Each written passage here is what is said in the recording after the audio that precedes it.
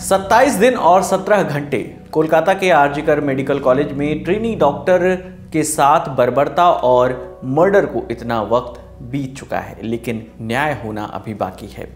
6 सितंबर को पूरे केस में कुछ नए अपडेट सामने आए हैं, एक एक करके आपको बताते हैं। पहला अपडेट, इस केस में प्रवर्तन निदेशालय यानी ईडी की भी एंट्री हो चुकी है। मेडिकल कॉलेज के पूर्व प्रिंसिपल डॉक्टर संदीप घोष से जुड़े तमाम ठिकानों पर 6 सितंबर की सुबह ईडी ने छापा मारा। टीम मेडिकल कॉलेज और संदीप घोष के घर पहुंची। 2 सितंबर को सीबीआई ने वित्तीय अनियमितताओं के आरोप में संदीप को गिरफ्तार किया था। इन्हीं आरोपों की जांच के लिए अब ईडी भी जांच में शामिल हो गई है।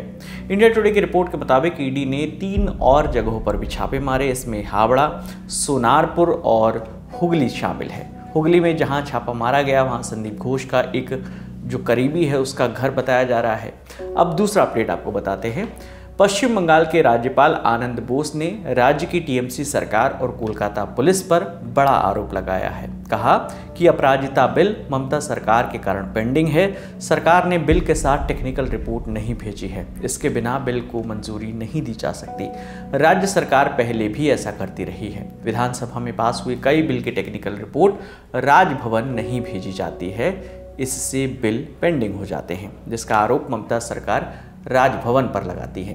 ये भी कहा कि ममता सरकार सिर्फ राज्य के लोगों को धोखा देने के लिए धरना प्रदर्शनों में भाग ले रही हैं। आपको याद दिला दें कि ममता सरकार राज्य में नया एंटी रेप बिल लेकर आई है। इसमें प्रावधान है कि अगर किसी के साथ दुष्कर्म होता है और पीड़ित की मौत हो जाती है या वो वेजिटेटिव स्टेट में चला जाता है या चली जाती है तो दोषी को मौत की सजा दी जाएगी। यही बिल आगे की प्रक्रिया के लिए राज्यपाल को भेजा गया है, जिस पर अब उन्होंने टिप्पणी की है। कोलकाता पुलिस पर भी आरोप लगाते हुए राज्यपाल ने कहा कि पुलिस का एक हिस्सा भ्रष्ट है, एक हिस्से का अपराधीकरण हो चुका है और एक हिस्से का राजनीतिकरण हो चुका है। पीड़िता के माता पिता ने मुझे कुछ ऐसी बातें बताई हैं जो दिल दहला देने वाली हैं। न्याय होना चाहिए। आप जानते ही हैं कि इस मामले में पीड़िता के माता पिता ने भी आरोप लगाया था कि पुलिस ने उन्हें पैसों का लालच दिया था। इस पर पॉलिटिकल रिएक्शन भी आए हैं, सुनिए। ममता बनर्जी का यही स्टाइल है, कुछ भी क्राइम हो कुछ हो, मुंह में पैसा फेंक दो, मुंह बंद कर दो।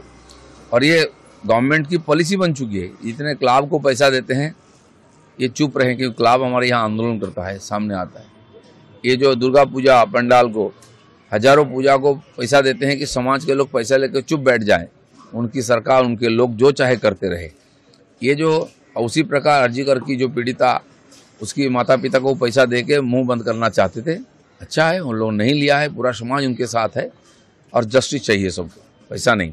देखिए, बार बार ये सवाल भी आएंगे और बेझिझक सब विनम्रता से हम लोग भी ये जवाब देना चाहते हैं कि उसके माता पिता की जो मानसिक अवस्था है और उनकी जो बयान है, इनको लेके हम लोग क्यों उन्होंने ये कहा, पहले वो किए थे, पहले वो कहा, अभी ऐसे क्यों कह रहे हैं, इन सब के कोई जगह नहीं है और हम लोग इसको लेके पोस्टमार्टम भी नहीं करेंगे। जो माताजी पिताजी और घर के लोग कह रहे, इसको सम्मान करते हैं।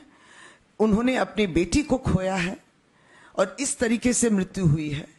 ये तो आप कभी भी संवेदना दीजिए, दिलासा दीजिए, कभी इसको आप पूरा नहीं कर सकते। इसलिए हम लोग सीबीआई को यही कहते हैं कि इतनी वेदना चारों तरफ है और हमारे जो उसके जो मम्मी पापा हैं बहुत दुखित हैं, जानना चाहते हैं। इसके लिए सीबीआई जितना जल्दी इन्वेस्टिगेशन करके जो जिसके ऊपर आरोप है और जिन जिन लोगों को पकड़ना चाहते हैं, ये सब पकड़े। 2 दोषी बलात्कारी खूनी हैं, उनको पकड़ना है और सजा देना है। इस जगह पे हम लोग अड़े रहे हैं, लेकिन हम लोग से संभव नहीं है ये उनके बयानों के बारे में कुछ भी टिप्पणी करना। ये हमसे नहीं होगा, पूरी विनम्रता से हम लोग कह रहे हैं। अब तीसरी बात, टीचर्स डे पर पीड़िता की मां ने एक चिट्ठी लिखी है। बेटी को याद करते हुए उसके सभी शिक्षकों को धन्यवाद कहा।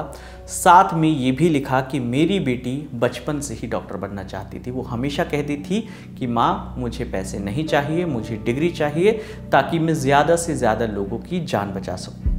कोलकाता केस पर और भी जो अपडेट्स आएंगे हम आपको यूं ही बताते रहेंगे। आपके लिए तमाम जानकारी लेकर आए थे हमारे साथी रक्षा। मेरा नाम है विकास वर्मा। देखते रहिए दी ललन टॉप। शुक्रिया।